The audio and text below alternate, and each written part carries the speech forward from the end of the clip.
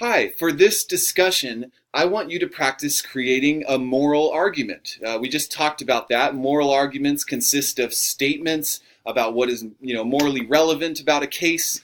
It includes a basic moral judgment, about a kind of act or omission that makes, an act right or wrong, and then a singular moral judgment, what one ought to do in a certain case, or what is right or wrong. And we're going to do this by exploring what are famously called trolley problems. So what I want you to do is watch this video, think about this scenario, and create a moral argument for it before going on to the next scenario. If you've already really studied the chapters and you have a grasp of utilitarianism and you consider yourself to be a utilitarian, you can use the utilitarian moral principle as your basic moral principle. But if you consider deontology or deontologists, you can consider the categorical imperative as your basic moral judgment or principle.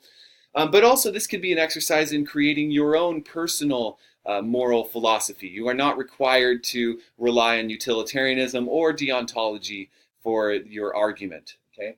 But here's the scenario. So we have a train track, okay?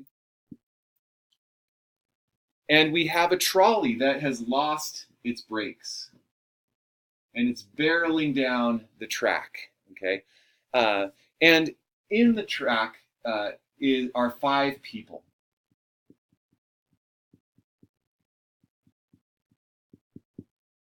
And on the side track, there's 1 person. Okay, and you find yourself off to the side here, right next to a lever.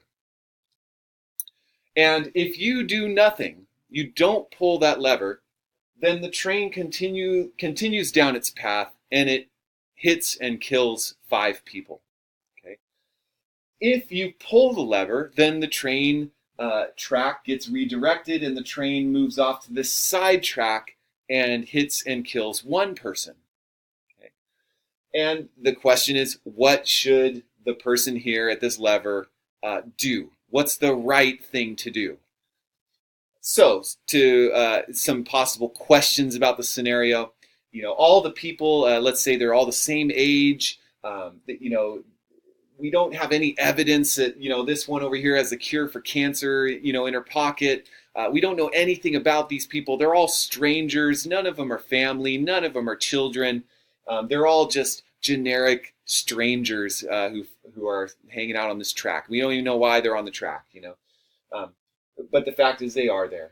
And really your only option is to pull the lever or not to pull the lever. There is no possibility of running over here and pushing people off the track and saving people. And you also know with certainty that whatever track the train goes down, everyone in its path will die as a result of it. So that's the scenario, and I want you to create a moral argument, which means creating a list of premises followed by a conclusion. So some of those premises need to be statements about what is the case. And everyone's, here's my sister's dog who I'm dog sitting right now, Jack. He wants to be involved.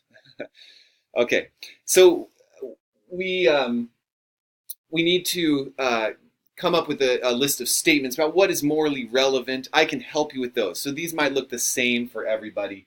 But, something like premise 1 would be, pull the lever equals 1 person dies, okay?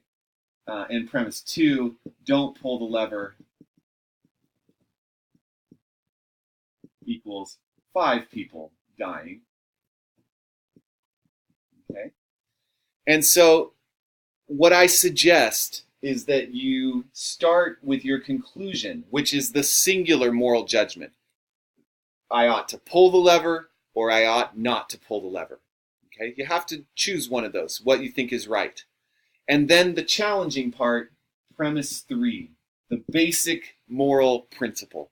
What makes pulling the lever right or wrong?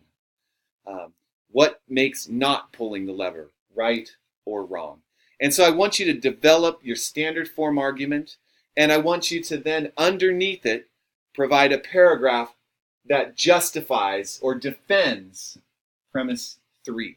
Why do you think that the moral principle that you've identified tells us what's right or wrong about this case?